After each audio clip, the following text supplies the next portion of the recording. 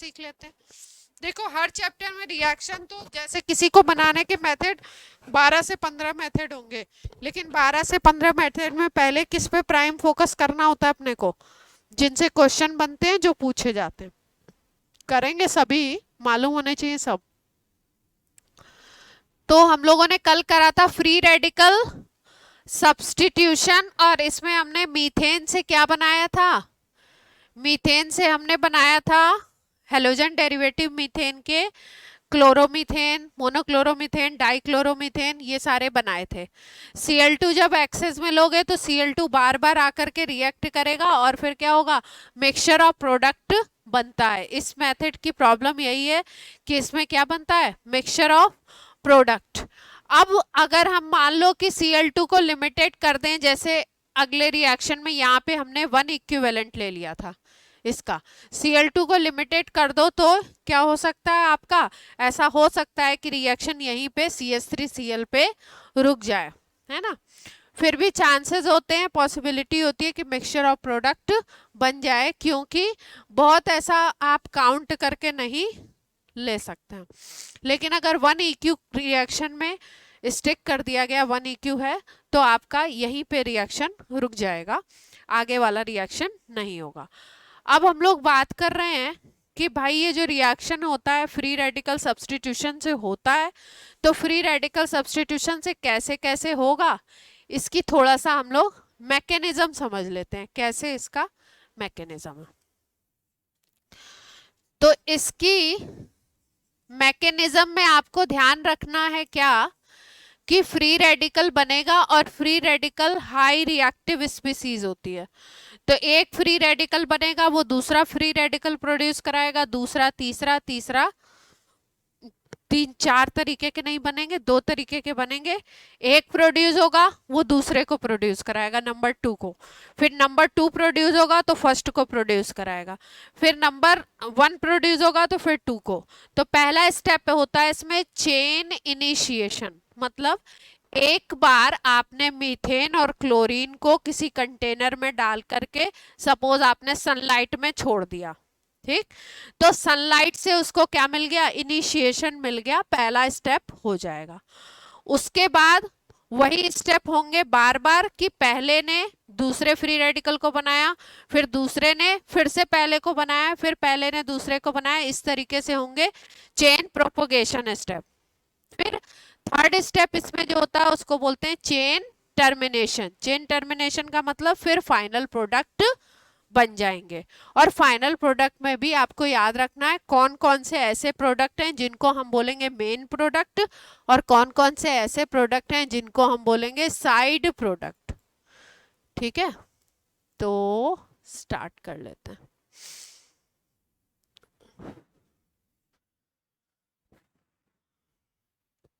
Free radical substitution की कर रहे हैं, मीथेन का केस लेके देखते हैं, है ना। तो कितने स्टेप होने हैं, 3। सबसे पहला जो स्टेप है उसको हम क्या बोलते हैं, चेन इनिशिएशन। इनिशिएशन स्टेप क्या होना है इसमें, क्लोरीन है हमारे पास, रिएक्शन ये होनी है HNO की प्रेजेंस में, CH3Cl बनेगा, पहले HCl बनेगा, ये रिएक्शन होगा। इस रिएक्शन का हम देखने जा रहे हैं मैकेनिज्म, इस रिएक्शन के मैकेनिज्म की बात कर रहे हैं। तो सबसे पहले Cl2 आएगा, Cl2 है मतलब, और इसके ऊपर किसने रिएक्ट किया, सनलाइट ने। सनलाइट के प्रेजेंस में ये रिएक्शन हो रहा है। तो Cl2 में आपको पता है इस तरीके से Cl सिंगल बॉन्ड होगा। अब इसके जो बॉन्ड होंगे वो क्या बनाएंगे, ये 2 इलेक्ट्रॉन है, ये दोनों इलेक्ट्रॉन एक एक इलेक्ट्रॉन लेकर के यहाँ पे क्रिएट हो जाएगा Cl फ्री रेडिकल। क्या बोलेंगे इसको, क्लोरीन फ्री रेडिकल। क्या बन गया इनिशिएशन में, क्लोरीन फ्री रेडिकल। अब ये हो गया इनिशिएशन स्टेप। इसके बाद क्या होना है, प्रोपोगेशन। तो प्रोपोगेशन में मैंने क्या बताया कि एक फ्री रेडिकल बना, अब वो दूसरे फ्री रेडिकल को बनाएगा। स्टेप नंबर 2 क्या है आपका, चेन प्रोपोगेशन।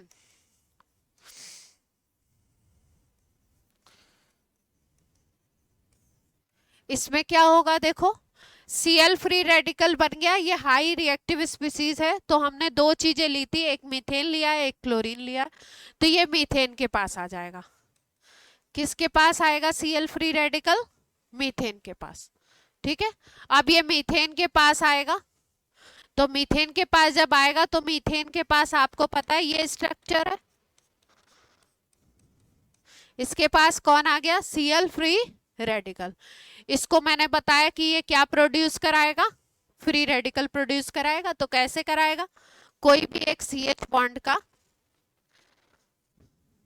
ये अलग हो जाएगा, तो यहाँ पे अब क्या प्रोड्यूस होगा, CH3 फ्री रेडिकल बनेगा और एक H फ्री रेडिकल बनेगा, एक H फ्री रेडिकल और एक ये CH3 फ्री रेडिकल। ये H free radical Cl free radical के साथ कंबाइंड हो जाएगा और बना लेगा HCl। एक बॉन्ड के लिए, एक सिंगल बॉन्ड के लिए 2 इलेक्ट्रॉन की जरूरत है, एक इस Cl ने दे दिए और एक इस H फ्री रेडिकल ने दे दिए, तो यहाँ पे क्या बन जाएगा, HCl। ठीक, तो सबसे पहले स्टेप में क्लोरीन फ्री रेडिकल बना था, दूसरे स्टेप में क्या बन गया, HCl बन गया और मिथाइल फ्री रेडिकल बन गया। यहां तक बात क्लियर है। अब सेकेंड स्टेप में ही और चीज होगी, प्रोपगेशन का मतलब कि बार बार ये रिएक्शन हो रहा है, Cl आया इसके पास, इसने मिथाइल फ्री रेडिकल बना दिया। अब ये जो मिथाइल फ्री रेडिकल है ये नए Cl2 के पास जाएगा, इसी Cl2 के पास नहीं, दूसरे Cl2 मॉलिक्यूल के पास पहुंचेगा और दूसरे Cl2 मॉलिक्यूल के पास ये क्या करेगा,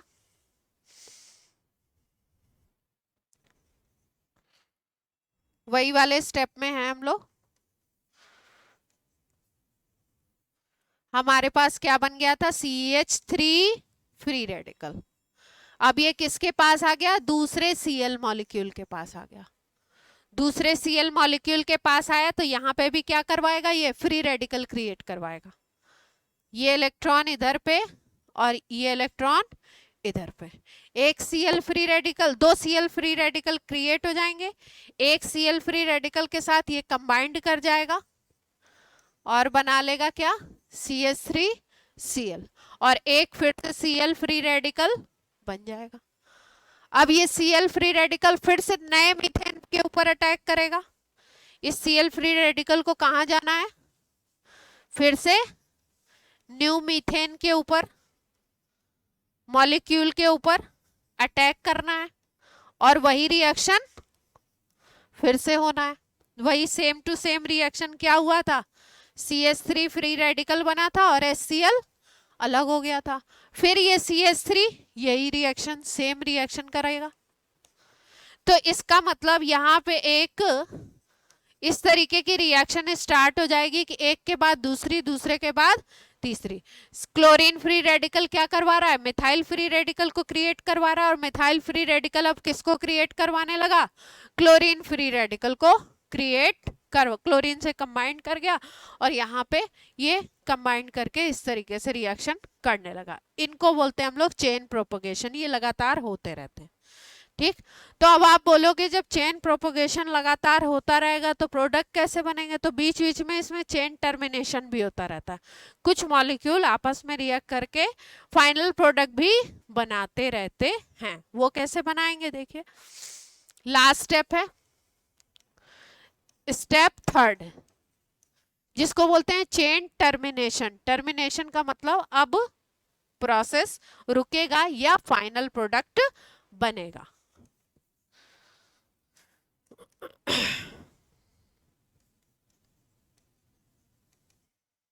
चेन टर्मिनेशन, अब चेन टर्मिनेशन में क्या होता है, किसी भी फ्री रेडिकल रिएक्शन में ऐसा ही होता है, सब्स्टिट्यूशन में। चेन टर्मिनेशन में जितने फ्री रेडिकल बने हैं वो सब एक दूसरे से कंबाइंड करते हैं, सारे के सारे एक दूसरे से कंबाइन कर जाते हैं। कैसे कंबाइन करेंगे? हमारे पास एक बना था CH3 फ्री रेडिकल, एक बना था Cl फ्री रेडिकल, एक क्या बना था आपका? H बना था कहीं पे, H भी बना था ना। और CH3 फ्री रेडिकल दूसरे CH3 फ्री रेडिकल के साथ कंबाइन करके CH3 बना सकता है। इसको बोलते हैं क्या? इथेन। तो ये इस रिएक्शन का मेन प्रोडक्ट नहीं बोला जाता, ये होता है साइड प्रोडक्ट। कैसा प्रोडक्ट बोल सकते हैं इसको हम? Side product. ठीक है। और क्या बना इसमें? H बना, Cl बना, Cl फ्री रेडिकल फिर से Cl2 बना सकता है, H फ्री रेडिकल फिर से H फ्री रेडिकल H इसके साथ नहीं, H के साथ नहीं रिएक्ट करता है। ये जो आपका CH3 फ्री रेडिकल है और Cl फ्री रेडिकल है, ये मिलके क्या बनाया था अभी अभी? CH3 Cl बना लेंगे। ठीक है। तो कितने प्रोडक्ट मिल गए आपको? एक तो ये मिल गया, एक ये वाला रिएक्शन होगा H free radical Cl free radical से मिलके HCl बना लेगा। देख पा रहे हैं? लास्ट स्टेप यही है ना, चेन टर्मिनेशन। रिएक्शन लगातार होती रहती है, कुछ मॉलिक्यूल ये प्रोडक्ट बनाते रहते हैं। ठीक है।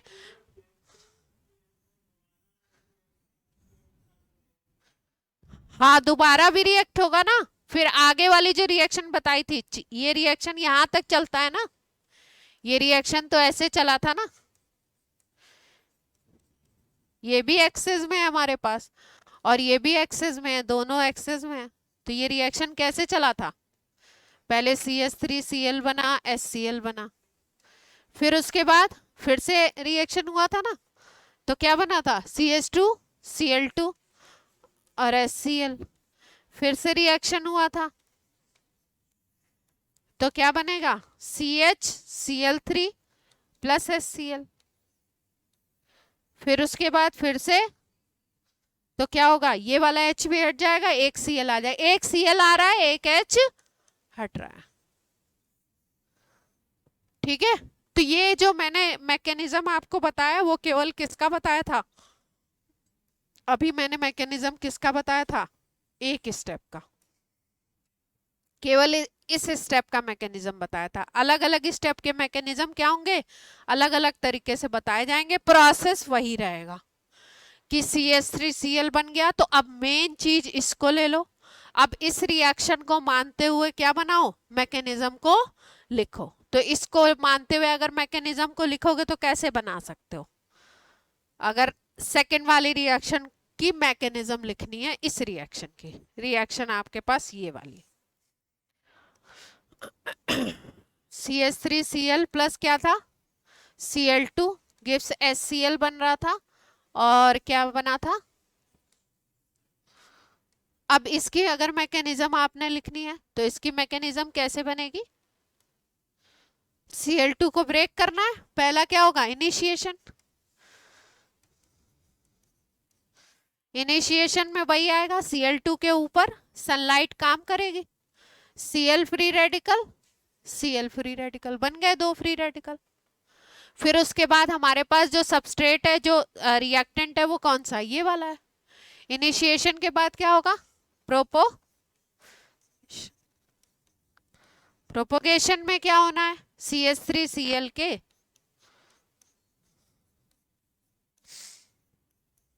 इसके पास कौन आ गया? Cl free radical. और Cl फ्री रेडिकल ने क्या करवा दिया? यहाँ से H फ्री रेडिकल को रिमूव करवा लिया और CH2Cl फ्री रेडिकल बना दिया। क्या बनाया? HCl बना लिया इसके साथ कंबाइंड करके, और क्या बन गया यहाँ पे? CH2Cl free radical. अब आगे फिर टर्मिनेशन में क्या होगा? अगर हम हाँ, ये स्टेप के नाम है।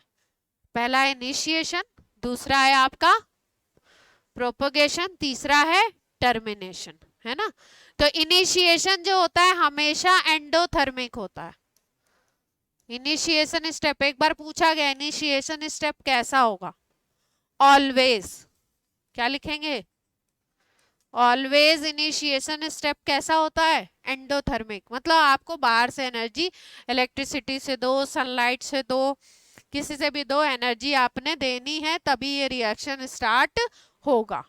तो ये एंडोथर्मिक होता है, चाहे क्लोरीन ले लो, चाहे फ्लोरीन ले लो, चाहे ब्रोमीन ले लो, चाहे आयोडीन ले लो, मतलब क्लोरीनेशन करा रहे हो, फ्लोरीनेशन करा रहे हो, ब्रोमिनेशन करा रहे हो या आयोडीनेशन करा रहे हो। क्लोरीनेशन और ब्रोमिनेशन एकदम सेम तरीके से होते हैं। फ्लोरीनेशन रिएक्शन नहीं देखा जाता है या नहीं पढ़ते हैं हम लोग, इसलिए नहीं पढ़ते हैं क्योंकि अगर हमको फ्लोरोमीथेन बनाना है तो उनके अलग प्रोसेस होते हैं, क्योंकि इस प्रोसेस से अगर हम बनाएंगे तो एक्सप्लोसिव रिएक्शन होता है। रिएक्शन क्या होता है? एक्सप्लोड कर जाता है, तो लैब में या कहीं पे भी उसको करना पॉसिबल नहीं है, एक्सप्लोसिव रिएक्शन देते हैं। तो फ्लोरीनेशन पॉसिबल नहीं है। क्लोरीनेशन और ब्रोमिनेशन सेम प्रोसेस से होते हैं, मतलब आपको ब्रोमिनेशन कराना है, मान लो CH3Br बनाना है, तो सेम ये प्रोसेस आप फॉलो कर सकते हो आराम से। इसका अगर टर्मिनेशन लिखेंगे तो टर्मिनेशन में क्या करना है आपने? जो दो फ्री रेडिकल हमारे बने हैं, अगर आपको टर्मिनेशन लिखना है तो टर्मिनेशन में आप क्या लिखोगे? एक CH2Cl बना है और एक Cl फ्री रेडिकल बना है, यही दो फ्री रेडिकल बने हैं ना। एक Cl फ्री रेडिकल है और एक कौन सा है? CH2Cl फ्री रेडिकल है। Cl फ्री रेडिकल H के साथ अगर कंबाइंड करेगा तो क्या बनाएगा? HCl। CH2Cl अगर आपका किसके साथ कंबाइंड कर जाए? Cl फ्री रेडिकल के साथ कंबाइंड कर जाए तो क्या बना लेगा? CH2Cl2 बना लेगा, है ना? CH2Cl2 बना लेगा। और अगर आपका इसको कंबाइंड करा दो, एक और बना दो, एक आपने साथ ही करवा दो। अगर अपने वाले के साथ ही करेगा तो अपने वाले के साथ क्या होता है? यहाँ पे सिंगल बॉन्ड बन जाता है। क्या बनेगा? सिंगल बॉन्ड, ऐसे।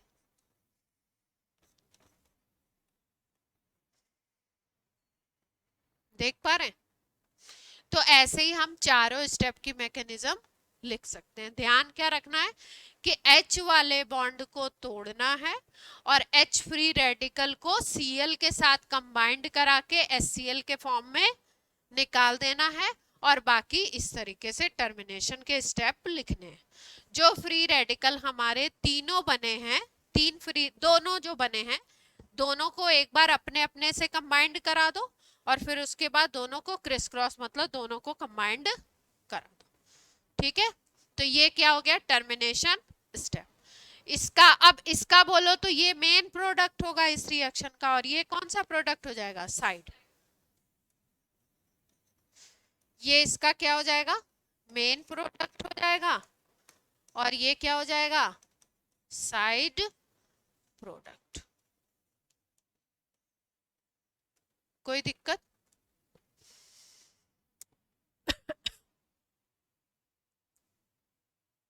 अब देखो, जैसे अगर रूल से हम लोग चले तो रूल से क्या होता है कि 3 डिग्री फ्री रेडिकल सबसे ज्यादा स्टेबल, 2 डिग्री उससे कम, और 1 डिग्री सबसे कम। 3 डिग्री, 2 डिग्री, 1 डिग्री, ये फ्री रेडिकल की स्टेबिलिटी का ऑर्डर है।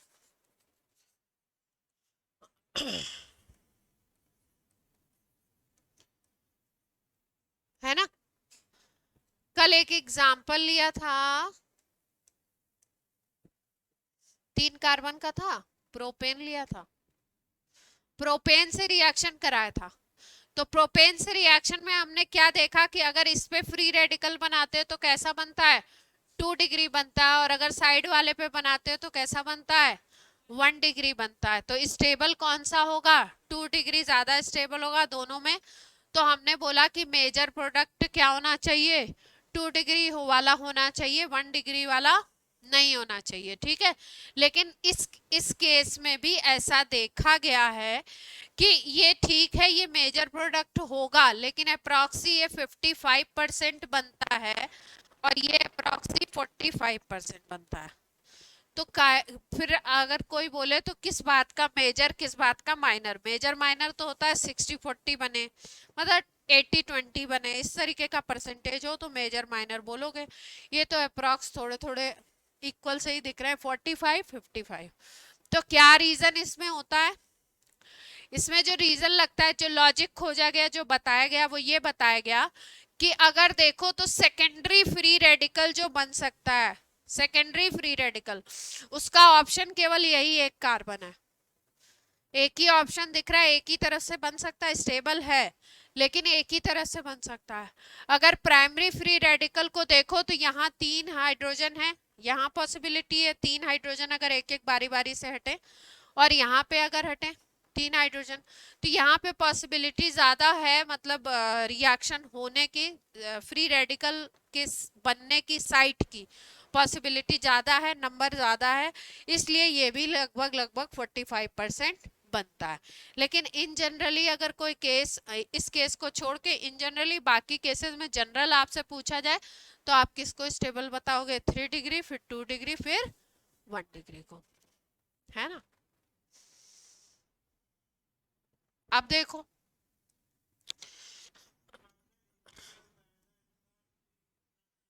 ये यहाँ पे ये 1 डिग्री वाले साइड 3 हो गए ना, 6 हो गए टोटल। देखो 3 हाइड्रोजन यहाँ, 3 हाइड्रोजन यहाँ, तो एक एक हाइड्रोजन हटता है तो फ्री रेडिकल बनता है 1 डिग्री वाला। तो 6 साइट है यहाँ पे, ऑप्शन है, और यहाँ पे क्या है, CH2 था, तो केवल 2 ही ऑप्शन है आपके पास, एक बार एक हाइड्रोजन हटा सकते हो, दूसरी बार दूसरा वाला। तो इसकी वजह से ये परसेंटेज, ये वाला भी प्रोडक्ट बन जाता है ठीक ठाक अमाउंट में। तभी ये इसका परसेंटेज जो देखा गया एक्सपेरिमेंट में, कितना देखा गया, 45, और इसका 55, है ना। बाकी रिएक्शंस में जहां पे भी आप मेजर और माइनर पढ़ोगे उसमें डिफरेंस होता है अच्छा खासा। अब अगर हम लोग बात करते हैं, ये बात हो गई, फ्लोरीनेशन कैसा है, इस प्रोसेस से अगर आपने फ्लोरीनेशन कराना है तो कैसा प्रोसेस होता है, एक्सप्लोसिव होता है, ठीक है। क्लोरीनेशन और ब्रोमिनेशन क्या होंगे, सेम चलेंगे। क्लोरीनेशन एंड ब्रोमिनेशन क्या होंगे, सेम, सेम तरीके से, मतलब आप सेम मैकेनिज्म फॉलो करेंगे, जो मैकेनिज्म अभी बताई गई है वही। आयोडीनेशन में थोड़ा सा ध्यान रखना है आपने, आयोडीनेशन में क्या कहानी में ट्विस्ट है वो देखते हैं। आयोडीनेशन में एक चीज होती है, जैसे मान लो हमारे पास CH4 है ना, इसकी आयोडीन से रिएक्शन करवा रहे हैं सनलाइट की प्रेजेंस में, तो होता क्या है इस स्टेप में, यहाँ पे बनेगा CH3I और यहाँ क्या बन जाएगा, HI। ये जो प्रोसेस होता है ये हो जाता है रिवर्सिबल। क्यों हो जाता है रिवर्सिबल, ये प्रोसेस कैसा हो जाता है, रिवर्सिबल। देखो जब आप अपने नोट्स बनाते हो ना, तो जिन पॉइंट्स को हाईलाइट करना होता है, ठीक है, जैसे भी आपका उसमें दिमाग जाता हो उस तरीके से आप उसको हाईलाइट किया करिए। जैसे क्लोरीनेशन ब्रोमिनेशन सेम है तो सेम को हाईलाइट कर दो, या अगर आपको, जैसे कुछ लोगों को सबकी अपनी अपनी आंखें होती हैं, वो तो सबको ही पता है, सबका फोकस करने का तरीका अलग होता है, ठीक है। जैसे जब मैं पढ़ती हूँ तो मेरा फोकस उन चीजों पे ज्यादा जाता है जिसपे मैंने अंडरलाइन ज्यादा किया होता है, जिसको मैं हाईलाइट कर देती हूँ वो मेरे लिए ब्लर हो जाता है, मुझे वो दिखता नहीं, हरे पीले जिससे भी कर दिया ना हाइलाइटर से, मुझे नहीं दिखता। तो आपको जैसे भी दिखता हो, जैसे कुछ बच्चे हैं उनकी किताब या कॉपी देखिए, नोट्स वगैरह, वो रंगी हुई होती, किस तरीके की, वो ऐसे ऐसे बना देते, तो उनको ये याद रहता। तो जैसे भी आपको याद रहता है कोई रिएक्शन का आप मैकेनिज्म का नोट्स बना रहे हैं, तो आपको जैसे भी याद रहता है वैसे आप क्या है उसको हाईलाइट वगैरह करके आपने याद रखना है, रिवर्सिबल, ठीक है। तो आयोडीनेशन प्रोसेस क्या है आपका, रिवर्सिबल है। रिवर्सिबल क्यों हुआ? क्योंकि इसमें जो HI प्रोड्यूस होता है, ये HI एक अच्छा रिड्यूसिंग एजेंट है। क्या है? Good reducing agent. ये रीजन है इसका। ये क्या है? Good reducing agent. Reducing agent का मतलब क्या होता है? H प्रोवाइड करा देगा। रिड्यूसिंग एजेंट का मतलब दूसरे को H दे देगा। तो ये क्या करता है? अपने H को दे देता है CH3I को, और CH3I फिर से किस में कन्वर्ट हो जाता है? I2 और CH4 में। हम सोच रहे हैं कि हम आयोडोमीथेन बनाएं, और देख क्या रहे हैं कि आयोडोमीथेन थोड़े अमाउंट में बन रहा है और बार बार वो बैकवर्ड रिएक्शन हो जा रही है। फॉरवर्ड भी चल रही है और बैकवर्ड भी साथ साथ में चल रही है। तो जितना प्रोडक्ट चाहिए उस हिसाब से प्रोडक्ट नहीं मिल रहा है। ठीक है, तो रिवर्सिबल रिएक्शन हो जाता है। आयोडीनेशन का ये प्रॉब्लम है। तो इस प्रॉब्लम को दूर करने के लिए, क्योंकि रिड्यूसिंग एजेंट है, तो हम लोग क्या करते हैं? इस प्रॉब्लम को एड्रेस करने के लिए क्या कर लेते हैं? इसमें स्ट्रॉन्ग ऑक्सीडाइजिंग एजेंट यूज कर देते हैं। रिएक्शन में क्या यूज करेंगे इसके साथ साथ? Strong oxidising agent. Strong oxidising agent में जैसे आप ले लो HiO4, इसको बोलते हैं पर आयोडिक एसिड या पीरियोडिक एसिड भी कुछ लोग प्रोनाउंस करते हैं। जो आपकी मर्जी हो वो कर सकते हो, है ना, प्रोनाउंसिएशन से कोई फर्क। पीरियोडिक एसिड बोलते हैं कई लोग इसको। स्ट्रॉन्ग एसिड होता है, या HNO3 भी ले सकते हो। नाइट्रिक एसिड ये भी स्ट्रांग होता है। दोनों में से कोई भी ले लो, इस रिएक्शन को करा दो तो रिएक्शन क्या हो जाता है? फॉरवर्ड डायरेक्शन में चलने लगता है। फॉरवर्ड में कैसे चलने लगेगा? जो ये HI बन रहा है ना, ये HNO3 के साथ रिएक्ट कर जाएगा और ये बना देगा I2। क्या बना देगा? I2 बना देगा। तो HI बन रहा है और HI HNO3 के साथ रिएक्ट करके क्या बनाता जा रहा है? I2 बनाता जा रहा है। तो अब यहाँ पे हमारे पास HI बचेगा ही नहीं। HNO3 से फटाफट रिएक्ट करके I2 बनता जाएगा और वो रिएक्टेंट के फॉर्म में यूज होता जाएगा, और रिएक्शन क्या हो जाएगी? फॉरवर्ड हो जाएगी। बात क्लियर है? तो I2 जो प्रोड्यूस होगा ये क्या करेगा? ये रिएक्टेंट की तरह यूज हो जाएगा, पार्टिसिपेट करेगा। ठीक है, तो HNO3 या HiO3 जो हमने इस रिएक्शन में डाला, वो HNO3 या HiO3 ने क्या काम किया? HI को हटाने का काम किया। जो HI रिएक्शन में प्रोड्यूस हो रहा था, वो रिएक्शन में प्रोड्यूस होके CH3I से रिएक्ट करके ये फटाफट से ये बना दे रहा था। अब रिएक्शन में अगर हम HNO3 भी डाल देंगे, ऐड कर देंगे, तो फॉरवर्ड रिएक्शन ज्यादा होने लगेगी। ऐसा नहीं कह सकते कि बिल्कुल एक दो मॉलिक्यूल भी ये बैकवर्ड नहीं होगी, होगी लेकिन बहुत कम होगी, है ना। कोई रिएक्शन देखो, ऐसे रिएक्शंस में अगर कोई रिएक्शन हो रहा है तो होता ही है, उसका परसेंटेज कम कर दिया जाता है। मान लो कि बैकवर्ड रिएक्शन 50% हो रही थी और फॉरवर्ड भी 50% हो रही थी, या बैकवर्ड 40 हो रही थी और फॉरवर्ड 50% हो रही थी। तो अब क्या कर सकते हैं हम कि बैकवर्ड को कम कर दिया, 4-5% कर दिया, और फॉरवर्ड वाली ज्यादा होने लगी, क्योंकि HI फटाफट HNO3 से रिएक्ट करके हटता जाएगा, खत्म होता जाएगा, है ना।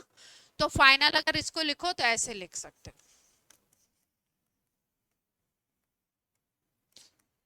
जब HNO3 आपने लगा दिया या HiO4 लगा दिया, तब क्या हो जाएगा? केवल फॉरवर्ड दिखाओगे।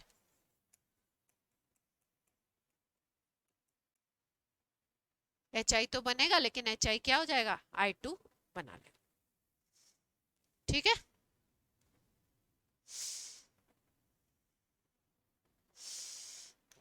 ये हमने किससे बनाया? एल्केन से बनाया।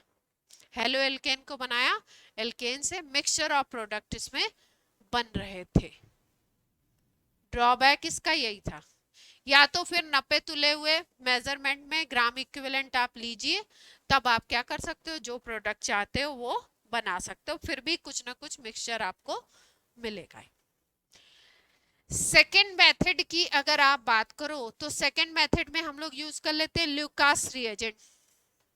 ये टेस्ट भी है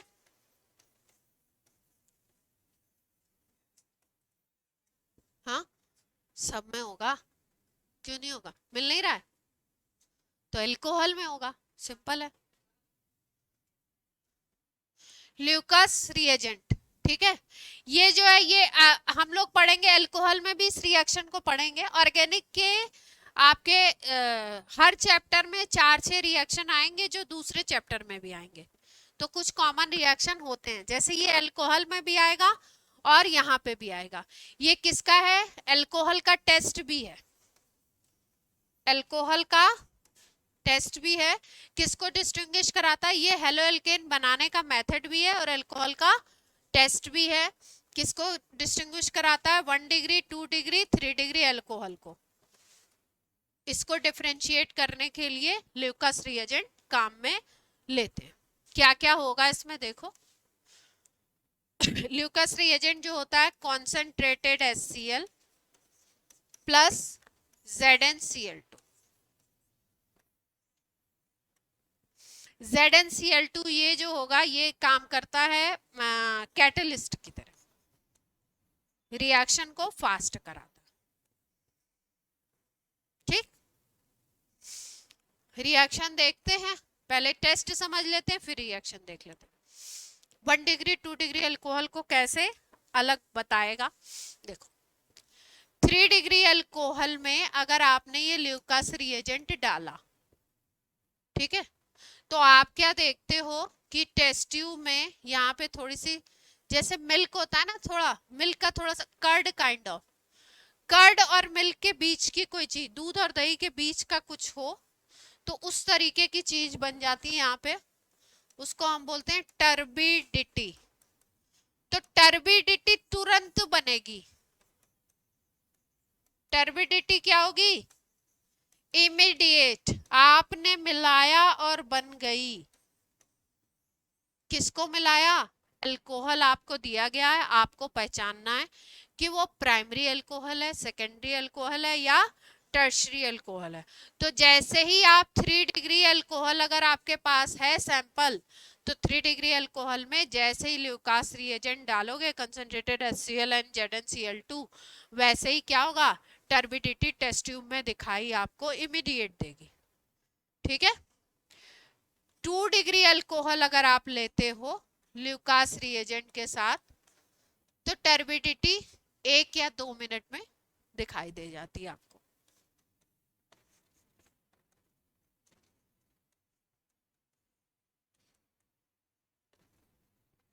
और अगर आप लेते हो 1 डिग्री अल्कोहल तो 1 डिग्री में आपको टर्बिडिटी बहुत वेट करना पड़ता है, तब दिखती है और कई बार नहीं भी दिखती है। 1 डिग्री में टर्बिडिटी लेट में दिखेगी, मतलब दोनों सॉल्यूशन मिक्स होके थोड़ा सा एक semi solid kind of gel type का बना लें। एलोवेरा जेल देखा है? सब लड़कियां लगाती हैं, लड़के भी, है ना। तो ये ल्यूकास टेस्ट याद हो गया। 3 डिग्री तुरंत, 2 डिग्री 1-2 मिनट में और 1 डिग्री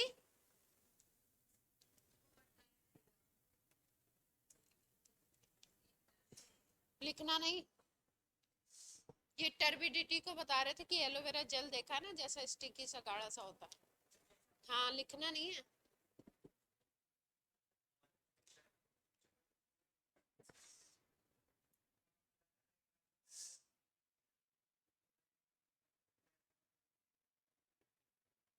दूध दही से बनने पहले बनने वाला, पहले कब बोला मैंने?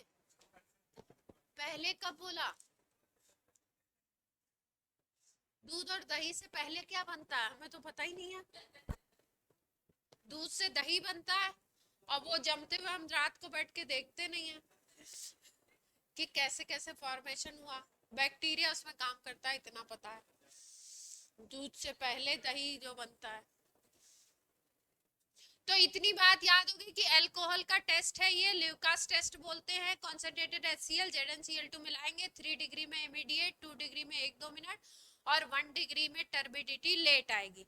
इसमें बोर्ड में अगर क्वेश्चन आएगा तो बोर्ड में सीधे सीधे आता है, टेस्ट बताने को आ जाएगा, या 1 डिग्री 2 डिग्री 3 डिग्री को डिफरेंशिएट करिए, तो उसमें आप एक टेस्ट ल्यूकास टेस्ट लिख सकते हो। लेकिन अगर आपका कॉम्पिटिटिव एग्जाम में क्वेश्चन बनता है तो उसमें कुछ अलग तरीके से फ्रेम करते हैं, आपको पहचानना होता है ये मॉलिक्यूलर फॉर्मूला है, ये कंपाउंड को इसके साथ ट्रीट कर रहे हैं, ल्यूकास रिएजेंट नहीं लिखेंगे, ये लिख देंगे कॉन्सेंट्रेटेड HCl और ZnCl2 के साथ ट्रीट कर रहे हैं, 1-2 मिनट के बाद टर्बिडिटी अपीयर होती है, फला फला फिर आगे आगे रिएक्शन दे रहा है। तो इस पॉइंट से हम क्या समझेंगे कि ये ल्यूकास टेस्ट की बात कर रहे हैं, और अल्कोहल कौन सा है 2 डिग्री, अगर 1-2 मिनट इमीडिएट बोल दिया तो कैसा अल्कोहल है 3 डिग्री, और टर्बिडिटी अपीयर होने में बहुत टाइम लगता है, तो क्या समझेंगे, इसमें देंगे ही नहीं, इसका केस बताएंगे ही नहीं, टर्बिडिटी एग्जैक्टली इसमें और इसमें मिलती है, इसलिए इसका केस का क्वेश्चन नहीं। अब रिएक्शन क्या होता देख लो,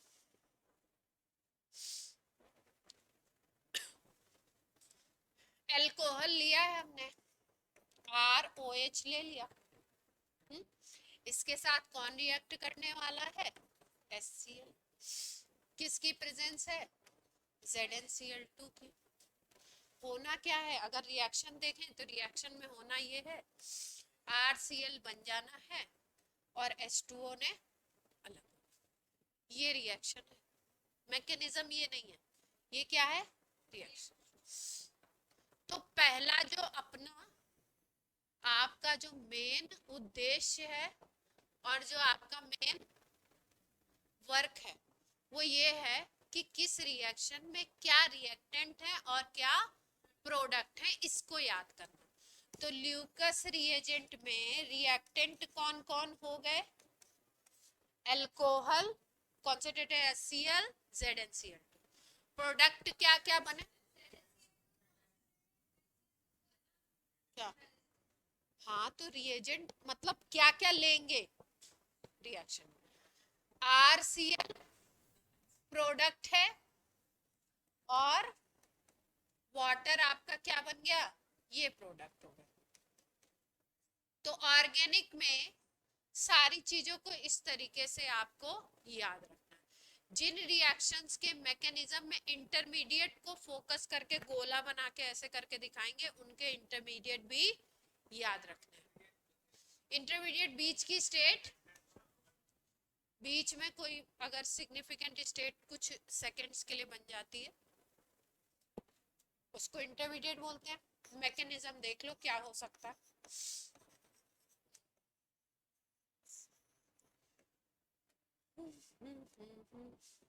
ROH है अल्कोहल, O के पास क्या है लोन पेयर, HCl जो है वो क्या देगा, HCl क्या देगा H प्लस, एसिड है भाई, HCl क्या देगा H प्लस देगा, ये H प्लस क्या होता है, H प्लस क्या होता है इलेक्ट्रोफाइल, गरीब आदमी, तो गरीब आदमी को क्या होता है इलेक्ट्रॉन देखते ही क्या आता है, इसको लालच आता है, लालची है ये बहुत बड़ा वाला, इलेक्ट्रोफाइल को क्या आ गया लालच आ गया, इलेक्ट्रॉन है नहीं इसके पास, इसने देखा अल्कोहल वो भी ऑक्सीजन वो भी दो दो लोन पेयर, चलो भाई बॉन्ड बनाओ, H प्लस आ गया, H प्लस के पास कोई भी इलेक्ट्रॉन नहीं है, एक कोऑर्डिनेट बॉन्ड ROH के साथ बना लेगा, तो जो स्पीसीज बनेगी वो क्या बनेगी ROH2, ऐसे लिखते हैं ROH2 प्लस, प्लस क्यों आया ऑक्सीजन के ऊपर, क्योंकि ऑक्सीजन ने अपने लोन पेयर उसको दे करके बॉन्ड बनवा दिए, तो इस पे ऊपर क्या आ गया, वही जो उस दिन हम लोग बात कर रहे थे, जो आप बात कर रहे थे कि SO3 के ऊपर क्या आना चाहिए पॉजिटिव चार्ज आएगा तभी तो वो इलेक्ट्रोफाइल होगा, उसने कोऑर्डिनेट बॉन्ड बनाए, कोऑर्डिनेट बॉन्ड बनाने के बाद सल्फर पे क्या आ गया पॉजिटिव चार्ज, इसकी वजह से वो कैसे काम करेगा इलेक्ट्रोफाइल की तरह, तो यहाँ पे ये O ने अपने लोन पेयर दे दिए, बॉन्ड बनाने में पार्टिसिपेट कर लिया, तो ऑक्सीजन पे क्या आ जाएगा पॉजिटिव चार्ज। ज्यादातर केसेस में जो इलेक्ट्रोनेगेटिव एटम है अगर उस पे पॉजिटिव चार्ज आएगा तो वो उस पॉजिटिव चार्ज को रखना नहीं चाहते हैं, वो चाहते हैं कि ये सिस्टम को कहीं से तोड़ फोड़ के हम स्टेबल बने। तो स्टेबल बनने के लिए ये क्या करेगा अगले स्टेप में, ये जो ROH2 स्पीसीज बनी प्लस वाली, इस पे ये क्योंकि ऑक्सीजन क्या है इलेक्ट्रो नेगेटिव, तो इसका नेचर क्या है, इसका नेचर नेगेटिव चार्ज तो ये रख सकता है लेकिन पॉजिटिव चार्ज ये रखना नहीं चाहता है। इलेक्ट्रोनेगेटिव नेचर है और नेचर से अपोजिट काम हो गया, इस पे क्या आ गया पॉजिटिव चार्ज। नेचर के अपोजिट हो गया, इस पे क्या है पॉजिटिव चार्ज। तो अब बोलेगा हटाओ हटाओ, तो हटाएगा कैसे, ये इस बॉन्ड को ब्रेक करते हुए चला जाएगा, H2O निकाल देगा। क्या निकाल देगा H2O। इसको ब्रेक होना है, अब इसको ब्रेक होना है तो ये क्या करेगा, इस ऑक्सीजन का ये तो यहाँ पे था ही, एक इसके भी लेके निकल जाएंगे। ठीक है, ये अपना लोन पेयर, ये वाला जो यहाँ का पेयर है पूरा, इसको लेके ये निकल जाएंगे। H2O तो बना लेंगे न्यूट्रल मॉलिक्यूल, खुश। अब इनको क्या कर दिया, इनको गरीब आदमी बना दिया R प्लस, क्या बन गया कार्बो कैटायन, क्या बन गया कार्बो कैटायन। H प्लस और Cl माइनस बने थे यहाँ पे क्या थे H प्लस और Cl माइनस। अब R प्लस जो सेंटर बन गया कार्बो कैटायन, उसके ऊपर कौन आएगा अटैक करने, R प्लस के पास अब कौन आ जाएगा Cl आ जाएगा। R प्लस क्या बन गया कार्बो कैटायन, अब इसके पास कौन आ जाएगा Cl माइनस, और क्या बन जाएगा Rc। क्लियर है बात, तो मैकेनिज्म हो गया ये, याद रखेंगे। तो क्या क्या बना इसमें, इंटरमीडिएट बोले तो क्या बना, इंटरमीडिएट इस रिएक्शन का क्या है कार्बो कैटायन।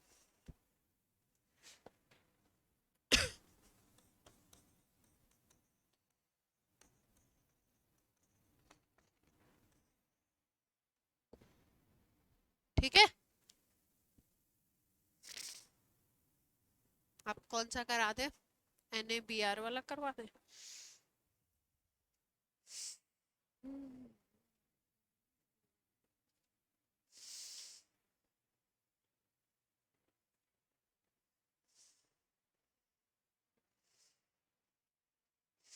कभी कोई उठा लेते हैं कभी कोई उठा लेते हैं।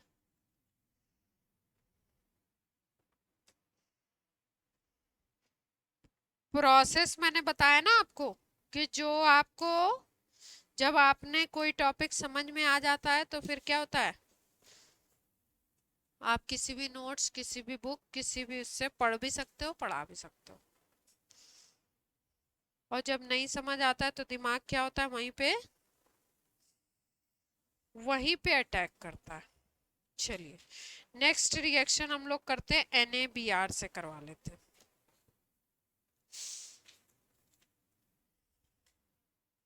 इम्पोर्टेंट है तो दे क्यों नहीं रखा है।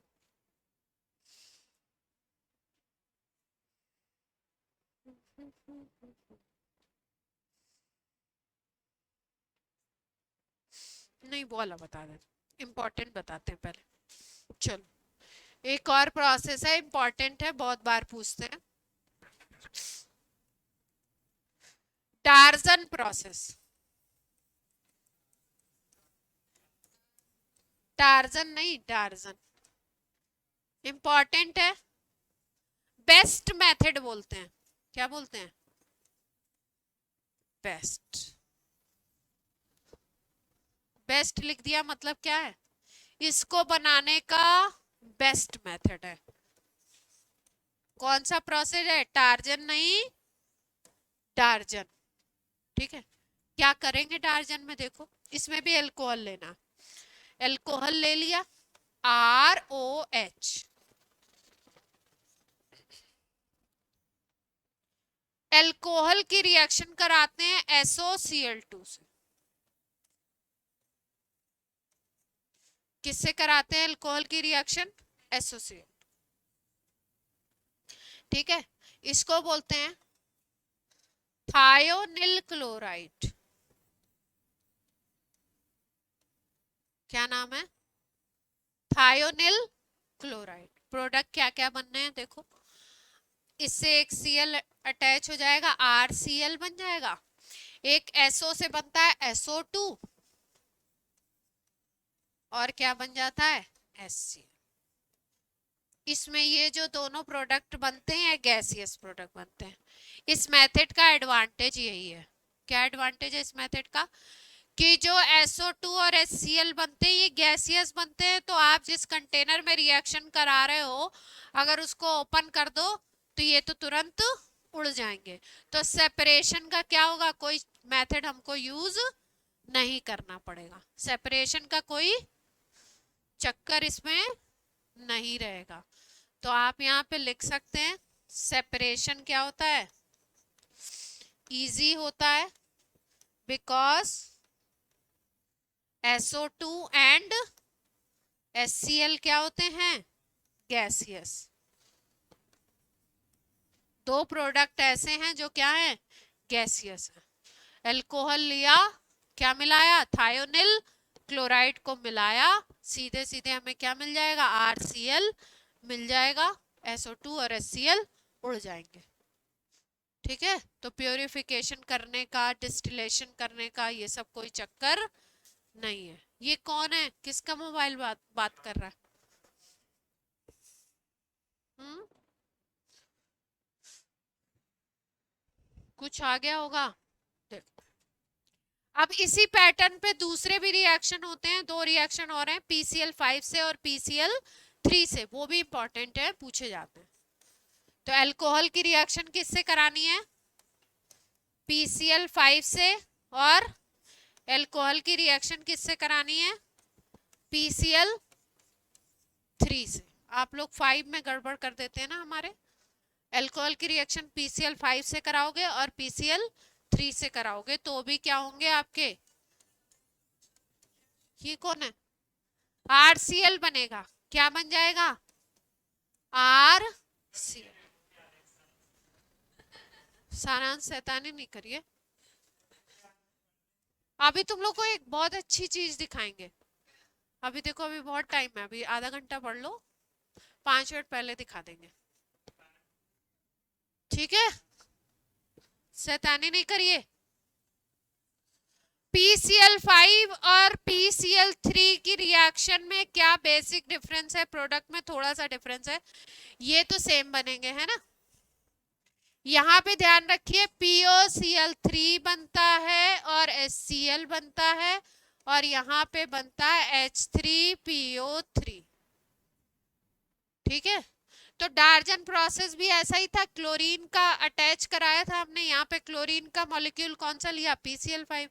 यहाँ पे लिया PCl3, वहां पे क्या लिया था? SOCl2। उस प्रोसेस का फायदा ये था कि उसमें दो गैसियस प्रोडक्ट थे और एक RCl हमारा था जिसको हमको ऑब्टेन करना था। यहाँ पे क्या है? POCl3 भी बन रहा है, HCl भी बन रहा है, और इस प्रोसेस में H3PO3 बनता है। ये दोनों रिएक्शन भी बहुत इंपॉर्टेंट है। हाँ, बैलेंस करो। कोई भी अल्कोहल लेके बैलेंस करो। C2H5OH ले लो, सस्ता सुंदर टिकाऊ। अल्कोहल बोले तो क्या? C2H5OH। अब क्या बन गया? H3PO3। देख लो, रिएक्शन बैलेंस नहीं है तो करो।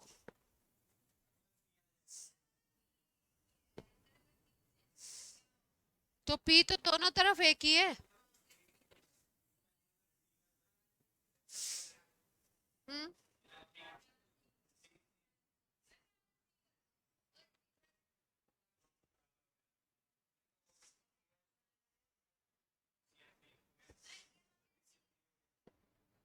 हो गया भाई। ओ भाई, हो गया।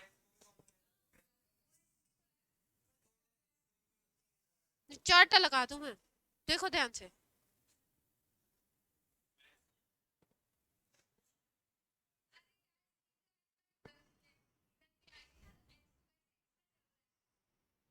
तुम ध्यान से चश्मा उतारो, ध्यान से देखो, चार आंखें लेके भी नहीं देख रहे हो। यही रिएक्शन है, इसी को देखना। कहाँ का थ्री नहीं,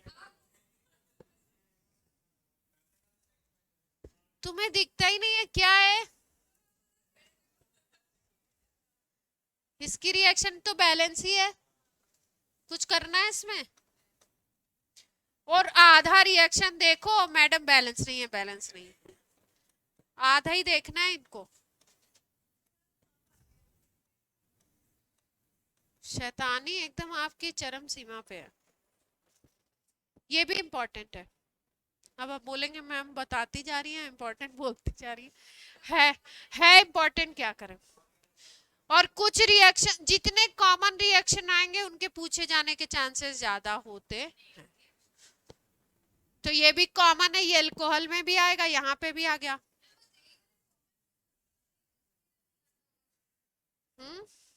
क्या नहीं आता होगा? हाँ,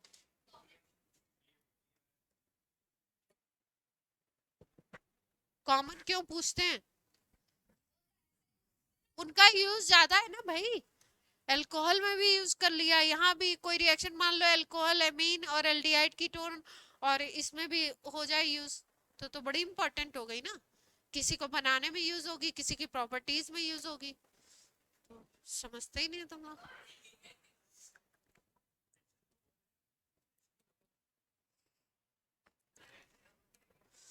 पानी बहुत है, यहाँ जल ही जल है। सुहानी, बस आज के मेथड ऑफ प्रिपरेशन खत्म हो गए, आज अब इससे ज्यादा नहीं पढ़ाने का मन है।